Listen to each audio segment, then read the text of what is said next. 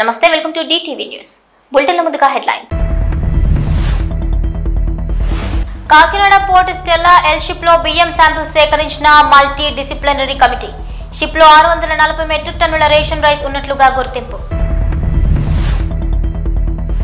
కాంగ్రెస్ సర్కార్లో లంచాలు కమిషన్లకు తావులేదు. మాజీ ఎమ్మెల్యే కిచ్చెన్నగారి లక్ష్మారెడ్డి. మాటకు కట్టుబడి కూటమి ప్రభుత్వం పనిచేస్తోంది. రాష్ట్ర పౌర సరఫరాల శాఖ మంత్రి నాదెండ్ల మనోహర్. కాకినాడ పోర్ట్ లో 3 గంటలుగా స్టెల్లా ఎల్ షిప్ లో శాంపిల్స్ సేకరిస్తున్నారు. మల్టీ డిసిప్లినరీ కమిటీ 52,000 మెట్రిక్ టన్నుల కెపాసిటీ గల షిప్ లో 38,000 మెట్రిక్ టన్నుల రైస్ లోడ్ అయినట్లు గుర్తించారు. షిప్ లో 640 మెట్రిక్ టన్నుల రేషన్ రైస్ ఉన్నట్లు కనుగొన్నారు. ప్రతి బస్తాను పరిశీలిస్తున్న అధికారులు అసలు రైస్ ఎవరి పేరుతో బుక్ అయింది, ఎక్కడికి వెళ్తుంది అని బిల్లులు సేకరిస్తున్నారు కమిటీ సభ్యులు.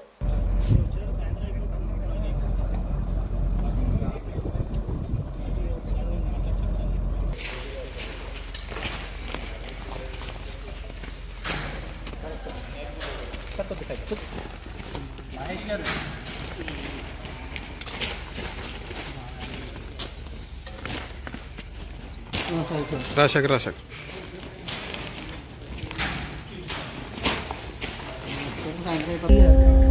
This one? Yes, I think per year, how many times do you come to Kakinada Port for loading of rice? Per year, per annum.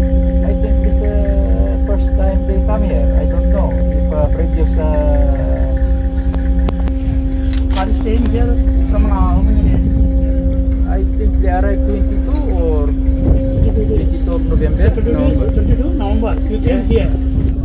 గత ప్రభుత్వంలో మాదిరిగా ఈ కాంగ్రెస్ సర్కారంలో లంచాలు కమిషన్లు ఉండవని కాంట్రాక్టర్లను మహేశ్వరం నియోజకవర్గం కాంగ్రెస్ ఇన్ఛార్జ్ మాజీ ఎమ్మెల్యే కిచ్చెన్నగారి లక్ష్మారెడ్డి హెచ్చరించారు. ఇవాళ మహేశ్వరం మండలం కల్వకోల్ నుంచి అమీర్పేట వరకు రోడ్డు విస్తరణ కల్వర్టుల నిర్మాణాలను కాంగ్రెస్ ప్రజాప్రతినిధులతో కలిసి పరిశీలించారు. ఈ సందర్భంగా కేఎల్ఆర్ మాట్లాడుతూ నాణ్యమైన మెటీరియల్ వాడి రోడ్డు కల్వర్ట్లు నిర్మించాలని, దశాబ్దాల పాటు మన్నిక ఉండేలా చర్యలు తీసుకోవాలని కోరారు. రోడ్డు నిర్మాణ పనులను క్షేత్రస్థాయిలో పరిశీలించారు కిచ్చెన్నగారు. ఇక 5 కిలోమీటర్ల మేర 8 కోట్లతో డబుల్ లైన్ రోడ్డు నిర్మాణం జరుగుతుంది. సీఎం రేవంత్ రెడ్డి గారి ప్రజాపాలనలో ప్రతి గ్రామానికి రోడ్డు, ప్రతి అమ్మకు ఇల్లు, అవ్వకు పెన్షన్ ఇవ్వాలన్నదే ప్రభుత్వ లక్ష్యమని లక్ష్మారెడ్డి చెప్పారు. ఈ కార్యక్రమంలో భాగంగా కల్వకోల్లో ఇటీవల మరణించిన కాంగ్రెస్ సీనియర్ నాయకులు సాయిని భీమరెడ్డి దశదిన కర్మలో కేఎల్ఆర్ పాల్గొన్నారు. వారి కుటుంబ సభ్యులు గోపాల్ రెడ్డి, హనుమంత్ రెడ్డి, భూపాల్ రెడ్డిని పరామర్శించారు కాంగ్రెస్ నాయకులు. ఈ కార్యక్రమంలో మహేశ్వరం నియోజకవర్గం కాంగ్రెస్ శ్రేణులు భారీ సంఖ్యలో పాల్గొన్నారు.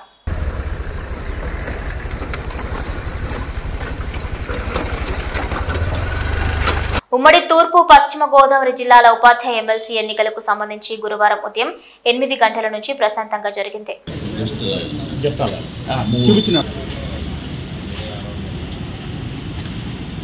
సమర్థవంతంగా, నిజాయితీగా, మాటకు కట్టుబడి కూటమి ప్రభుత్వం పనిచేస్తుందని రాష్ట్ర పౌర సరఫరాల శాఖ మంత్రి నాదెండ్ల మనోహర్ అవనిగడ్డలో రెవెన్యూ సమావేశ మందిరంలో నియోజకవర్గ స్థాయి ధాన్యం కొనుగోలు సమీక్ష సమావేశం మంత్రి అధ్యక్షతన నిర్వహించారు. మంత్రి నాదెండ్ల మనోహర్ మాట్లాడుతూ రాష్ట్రంలో ఇప్పటికే 9,91,000 మెట్రిక్ టన్నుల ధాన్యం కొనుగోలు చేసి రైతులకు 2,283 కోట్ల నగదు చెల్లించామన్నారు. ఇందులో 2,067 కోట్ల సొమ్మును ధాన్యం విక్రయించిన రైతులకు 24 గంటల్లోనే చెల్లించినట్లుగా తెలిపారు. తుఫాను నేపథ్యంలో 40 రోజుల పాటు జరగాల్సిన ధాన్యం కొనుగోలు ప్రక్రియ కేవలం 3 రోజుల్లో హడావిడిగా జరుగుతున్న నేపథ్యంలో ఎదురైన సమస్యలను సమర్థవంతంగా పరిష్కరిస్తున్నామన్నారు. ఒకే రోజులో మీకు పేమెంట్ ఇస్తాం. దళారుని ప్రోత్సహించమాకండి, ప్రభుత్వానికి ఇవ్వండి.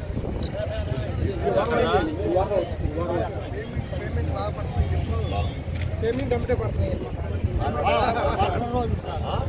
రోజులు పడింది పేమెంట్ మీకు? అంగడి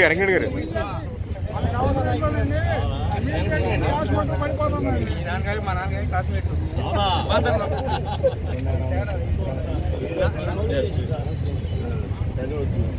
ఎంత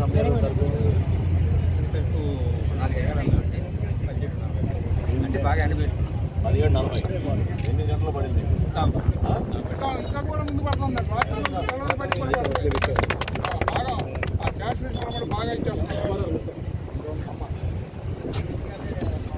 పిఠాపురం డిప్యూటీ సీఎం పవన్ కళ్యాణ్ నియోజకవర్గం పిఠాపురంలో గతంలో ఫ్లెక్సీలు రగడ చోటు చేసుకుంటే ఇప్పుడు పోస్టుల రగడ చెలరేగింది. పిఠాపురం అన్నా క్యాంటీన్ సమీపంలో పుష్ప 2 సినిమా పోస్టర్లు చించేశారు. పోస్టర్లపై అల్లు అర్జున్ ముఖాన్ని గుర్తు తెలియని వ్యక్తులు చించేశారు. వెంకటేశ్వర అన్నపూర్ణ థియేటర్లలో పుష్ప 2 సినిమా విడుదల కానున్న సమయంలో ఈ ఘటన జరగడంతో బన్నీ అభిమానులు ఆవేదనలో ఉండిపోయారు.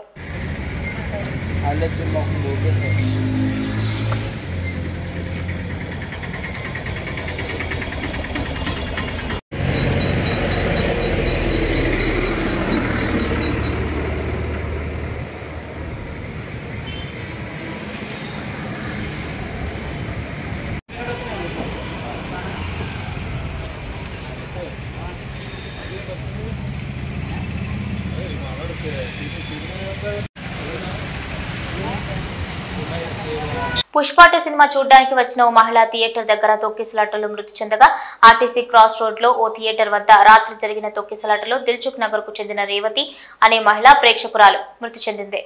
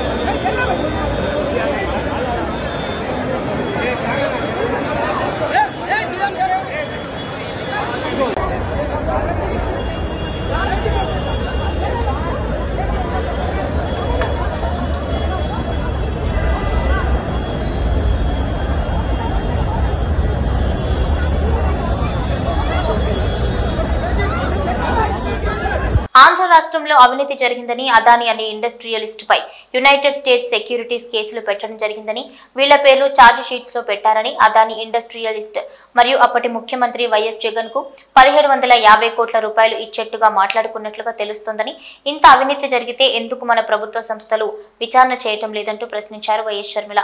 ఈరోజు విజయవాడలోని యాంటీ కరప్షన్ బ్యూరో ఆఫీస్ కి కాంగ్రెస్ పార్టీ తరఫున మేము రావడం జరిగింది. ఎందుకంటే ఇటీవల అదానీ గ్రీన్ ఆంధ్ర రాష్ట్రంలో 2021 సంవత్సరంలో చేసుకున్న సోలార్ పవర్ డీల్ లో ఉన్న కరప్షన్ కోణాన్ని వెలుగులోకి తీసుకురావాలి అని మేము కోరడం జరిగింది. మరొకసారి గుర్తు చేసుకుందాం, ఆంధ్ర రాష్ట్రంలో ఒక కరప్ట్ ఈవెంట్ జరిగితే 2021లో అది ఆంధ్ర రాష్ట్రంలో బయటపడలేదు, భారతదేశంలో బయటపడలేదు, ఎక్కడో అమెరికా దేశంలో United states federal bureau of investigation లో ఆంధ్ర రాష్ట్రంలో కరప్షన్ జరిగింది. అదానీ అనే ఇండస్ట్రియలిస్ట్ ఆంధ్ర రాష్ట్ర ప్రభుత్వంతో ఒక పవర్ డీల్ అప్పటి ముఖ్యమంత్రి జగన్మోహన్ రెడ్డి గారికి 1750 కోట్ల రూపాయలు లంచం ఇచ్చారు అన్న విషయం ఎక్కడో అమెరికా దర్యాప్తు సంస్థలు బయటపెట్టాయి. దాంతో United states securities and exchange commission వీళ్ల మీద కేసులు కూడా పెట్టారు. వీళ్ల పేర్లు ఛార్జ్ షీట్లలో చేర్చారు. ఎందుకంటే అదానీ గ్రూప్ చెందిన వీళ్లు అదానీ సంస్థల ద్వారా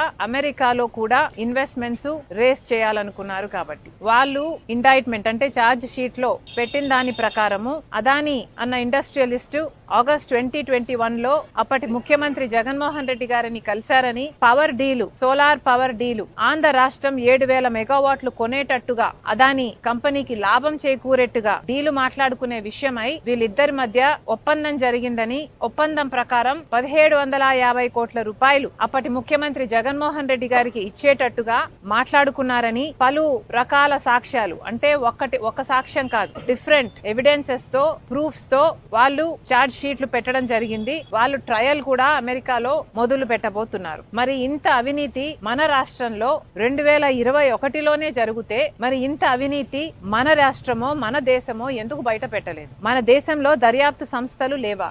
మన దేశంలో అవినీతి జరిగింది అన్న విషయం బయటపెట్టే సంస్థలే లేవా?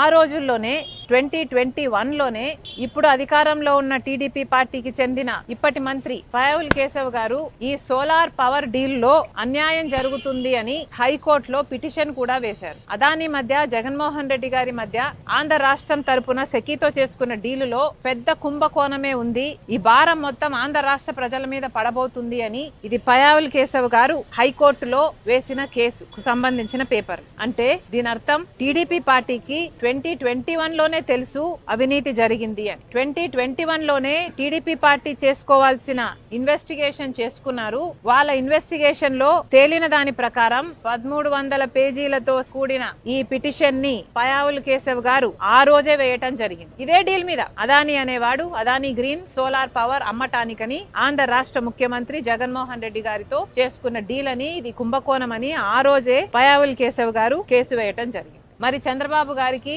తెలుగుదేశం పార్టీకి ఇంత స్పష్టంగా తెలిసిన విషయం, అది కూడా 2021లోనే తెలిసిన విషయం ఇంత అవినీతి జరిగింది అని, ఇది ఒక పెద్ద కుంభకోణము అని. మరి ఇంతవరకు ఎందుకు ఏమి చేయటం లేదు? ఇప్పుడు అదే చంద్రబాబు గారు అధికారంలో ఉన్నారు, ఇదే పయావుల్ కేశవ్ గారు మంత్రిగా ఉన్నారు. మరి ఇప్పుడు వీళ్ళు ఏం చేస్తున్నట్టు? వాస్తవానికి ఆలోచించాల్సింది ఏమిటంటే ఇక్కడ నష్టపోయేది ఎవరో కాదు, నష్టపోయేది నాయకులు కాదు, నష్టపోయేది అదానీ కాదు, నష్టపోయేది జగన్మోహన్ రెడ్డి గారు కాదు, చంద్రబాబు గారు అంతకంటే కాదు. నష్టపోయేది ఇక్కడ ఆంధ్ర రాష్ట్ర ప్రజలు. పక్క రాష్ట్రంలో ₹99 ఇదే పవర్ సప్లై డీలు చేసుకుంటే ఆంధ్ర రాష్ట్రంలోని అప్పటి ముఖ్యమంత్రి జగన్మోహన్ రెడ్డి గారు మాత్రం ₹2.49 డీల్ చేసుకున్నారు. అంటే 50 పైసలకు ఎక్కువ డీల్ చేసుకున్నారు. అది కూడా 25 సంవత్సరాల కోసం ఒకటే లాకిన్, ఇదే ప్రైస్ ను లాకిన్ చేశారు. ఒకప్పుడు సోలార్ పవర్ కొనాలి అంటే పోనీ తయారు చేయాలి అన్నా సోలార్ ప్యానెల్సే చాలా ఖరీదయ్యేవి. ఆ రోజుల్లో సోలార్ పవర్ యూనిట్ ధర ప్రొడ్యూస్ చేయాలంటే ₹10 అయ్యేది.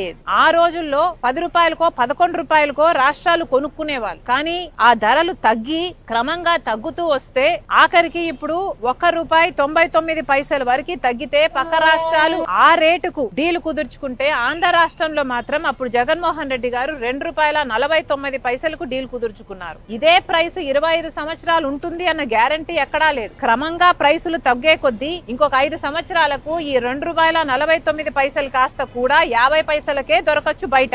అయినా కూడా ఈ భారము ఆంధ్ర రాష్ట్ర ప్రజల మీద తగ్గబోదు. ఎందుకంటే 25 సంవత్సరాల కోసమని ఆంధ్ర రాష్ట్ర ప్రభుత్వము జగన్మోహన్ రెడ్డి గారు ముఖ్యమంత్రిగా ఉన్న పీరియడ్ లో ₹2.49 మేము పవర్ కొంటాము 25 సంవత్సరాలు అని సైన్ చేసుకోవడం జరిగింది. దీని సారాంశం ఏమిటి అంటే 25 సంవత్సరాల వరకు ఈ భారం మొత్తం ఆంధ్ర రాష్ట్ర ప్రజల నెత్తిన పడబోతుంది. పర్వాలేదా? జగన్మోహన్ రెడ్డి గారు ముఖ్యమంత్రిగా వద్దు అని కదా చంద్రబాబు గారికి జనాలు ఓట్లేశారు, గెలిపించారు. మరి అలాంటప్పుడు ఆ ప్రజల పక్షాన నిలబడాల్సిన అవసరం ఇప్పుడు చంద్రబాబు గారికి లేదా? ఇంత అవినీతి జరిగితే అవినీతి మీద ఆ రోజు పయావుల్ కేశవ్ గారు హైకోర్టు కూడా వెళ్తే మరి ఇప్పుడు కనీసం ఎంక్వైరీ వేయటానికి కూడా మీరు ఎందుకు భయపడుతున్నారని అడుగుతున్నాం. మొన్న అసెంబ్లీలో చంద్రబాబు గారు మాట్లాడుతూ కనీసం అదానీ అన్న పేరు ఉచ్చరించడానికి కూడా భయపడుతున్నారు. అవినీతి జరిగిందని చెప్తున్నారు, జగన్మోహన్ రెడ్డి గారు డబ్బులు తీసుకున్నారని చెప్తున్నారు, కానీ ఇచ్చింది మాత్రం అదానీ అని చెప్పడానికి భయపడుతున్నారు. ఎందుకంటే అదానీ బీజేపీ మనిషి కాబట్టి, మోడీ మనిషి కాబట్టి, చంద్రబాబు గారికి టీడీపీకి అలయన్స్ ఉంది కాబట్టి, అంటే వారి స్వార్థ రాజకీయాల కోసం, వాళ్ళ స్వార్థ రాజకీయ ప్రయోజనాల కోసం అదానీని కాపాడే పనిలో పడ్డారు చంద్రబాబు గారు. ఏ అదానీ మీద అయితే పయావుల్ కేశవ్ గారు కేసు వేశారో అదే అదానీని కాపాడే పనిలో పడ్డారు ఇప్పుడు చంద్రబాబు గారు, ముఖ్యమంత్రి గారు. కాకినాడ పోర్టు వెనుక తాడేపల్లి అనకొండలున్నారని, అతి చౌకగా పోర్టు భూములను లాక్కున్నారని AP state aquaculture development authority chairman Anam Venkataramana Reddy అన్నారు. అందరికీ నమస్కారం. Very good morning. మీకు అందరికీ గుర్తుంటుంది, మార్చిలో ఈ సంవత్సరంలో మార్చ్ 17వ తేదీ నేను ఒక ప్రెస్ మీట్ పెట్టా ఇదే స్పాట్లో. ఆ ప్రెస్ మీట్లో నేను క్లియర్గా కాకినాడ డీప్ సీ పోర్ట్ గురించి, కాకినాడ సెజ్ గురించి ఆ రోజు వచ్చిన వార్త, ఆ రోజు ఆ ప్రెస్ మీట్ వార్త, పేపర్లో వచ్చిన వార్త క్లియర్గా ఆ రోజే తెలుగుదేశం పార్టీ చెప్పింది. ఏమని చెప్పింది? జగన్మోహన్ రెడ్డి దొంగతనం చేశాడు, జేబు దొంగ అని క్లియర్గా మేము చెప్పాం. పారిశ్రామికవేత్తలు ఆంధ్ర రాష్ట్రంలో ఎక్కడైనా సరే డబ్బు సంపాదించే కంపెనీలన్నీ జగన్మోహన్ రెడ్డికి వాటా కావాలని, ఆ కంపెనీలు జగన్మోహన్ రెడ్డి ఖాతాలోకి వెళ్ళాలని ఆ రోజే మేము చెప్పాం. కానీ మా మాట ఎవ్వరూ నమ్మల. కానీ ఈరోజు ఛార్జ్ షీట్ ఫైల్ అయింది. ఈరోజు ఏకంగా సిఐడి ఛార్జ్ షీట్ పెట్టింది. ఎవరి మీద పెట్టింది, ఎందుకు పెట్టింది, కాకినాడ సెజ్ ఏంది, కాకినాడ డీప్ సీ పోర్ట్ ఏంది అనే రెండు విషయాలు ఈరోజు మనం మాట్లాడుకుంటాం. First let me start with Kakinada deep sea port. Kakinada SEZ. Kakinada SEZ 8,320 ఎకరాలు. ఎంత? 8,320 ఎకరాలు కాకినాడ సెజ్ విస్తరణ. పెద్ద ఏరియా. వన్ ఆఫ్ ది, నాకు తెలిసి శ్రీ సిటీ తర్వాత కాకినాడ సెజ్ చాలా పెద్దది ఆంధ్ర రాష్ట్రంలో. ఈ సెజ్ మీద జగన్మోహన్ రెడ్డి కళ్ళు పడ్డాయి.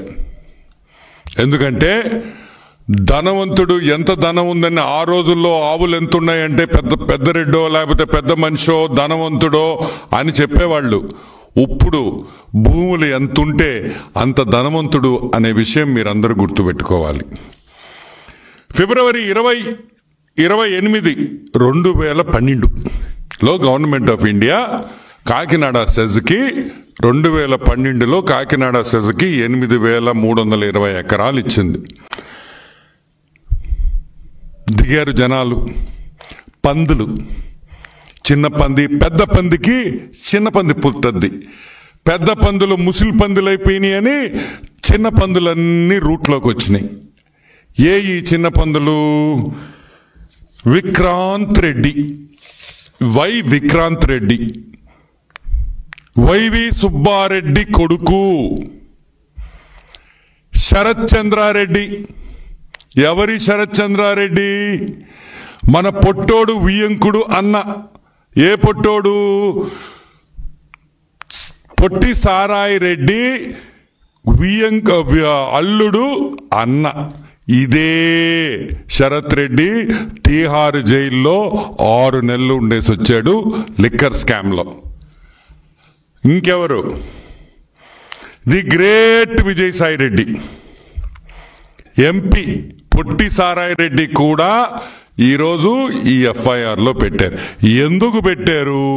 ఎందుకంటే అరబిందో అనే కంపెనీ, ఏ కంపెనీ దీంట్లో వాటా కొనిందో ఆ అరబిందో వియంకుడు విజయసాయి రెడ్డి, పొట్టి సారాయి రెడ్డి కాబట్టి అని మీకు అందరికీ మనవి చేస్తున్నా.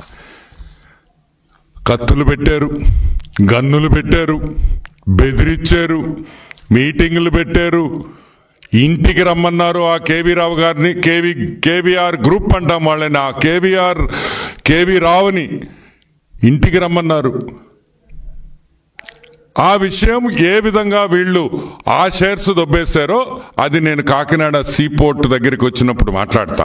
ప్రస్తుతానికి కాకినాడ సెజ్ గురించి మాట్లాడతాం. ఓకే, కాకినాడ సెజ్ 320 ఎకరాలు ఎంత కొన్నారో తెలుసా? వాటా కేవీ రావు వాటా దాంట్లో 48.74%లో ఆయనకి ఆల్మోస్ట్ 2011 ఎకరాలు, 4011 ఎకరాలు కేవీ రావు గారి కేవీఆర్ గ్రూప్కి ఉంది. ఈ 4000 ఎకరాలు ఎంత కొన్నారో తెలుసా?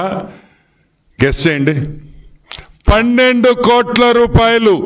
4011 ఎకరాలు 12 కోట్ల రూపాయలకి బెదిరించి, తుపాకీ పెట్టి బెదిరించి ఈ హాఫ్ టికెట్ జగన్మోహన్ రెడ్డి ఈ డబ్బులు 4000 ఎకరాలు కొట్టేశాడనే విషయం మీరు అందరూ గుర్తుపెట్టుకోవాలి. మంత్రాలయం శ్రీ గురు రాఘవేంద్ర స్వామి మఠం పీఠాధిపతి శ్రీ శ్రీ సుబుధేంద్ర తీర్థులు సభ్యులు సీఎం చంద్రబాబు నాయుడు గారిని ఉండవల్లి నివాసంలో కలిశారు. ఇక సీఎం ను స్వామి ఆశీర్వదించారు. రాజధాని నిర్మాణానికి 50 లక్షలను విరాళంగా అందించారు. రాజధానికి విరాళం అందించినందుకు సీఎం కృతజ్ఞతలు తెలిపారు. కష్టపడి పనిచేసిన కార్యకర్తలకు కాంగ్రెస్ పార్టీలో సముచిత స్థానం లభిస్తుందని చెప్పడానికి నిదర్శనం కంటోన్మెంట్ ఎమ్మెల్యే శ్రీ గణేష్ అన్నారు. మారేడుపల్లి సుబ్రహ్మణ్య స్వామి టెంపుల్ కు కాబోయే చైర్మన్ రేపాల వెంకటేశ్వర్లు ఈ నెల 6వ తేదీన ప్రముఖ ఎండోమెంట్ టెంపుల్ మారేడుపల్లి సుబ్రహ్మణ్య స్వామి ఆలయ ధర్మకర్తల మండలి ప్రమాణ స్వీకారం ఉంటుందని వెంకటేశ్వర్లు తెలిపారు. ఈ ప్రమాణ స్వీకార కార్యక్రమానికి ముఖ్య అతిథిగా కంటోన్మెంట్ ఎమ్మెల్యే శ్రీ గణేష్ వస్తారని పేర్కొన్నారు. ఎన్నికల సమయంలో కాంగ్రెస్ పార్టీ కోసం పనిచేసిన ప్రతి కార్యకర్తకు న్యాయం చేస్తానని హామీ ఇచ్చినట్లుగానే ఎమ్మెల్యే శ్రీ గణేష్ కష్టపడి పనిచేసిన వారికి నామినేటెడ్ పదవులు ఇస్తున్నందుకు సంతోషంగా ఉందన్నారు కాబోయే ఆలయ కమిటీ మెంబర్స్.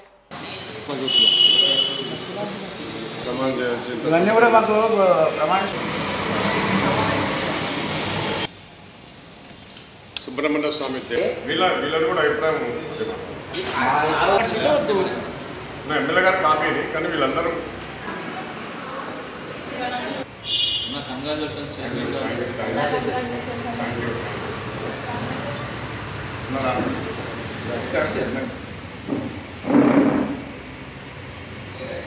అందరికీ నమస్కారం చెప్తుంది రేపాల వెంకటేశ్వర్లు.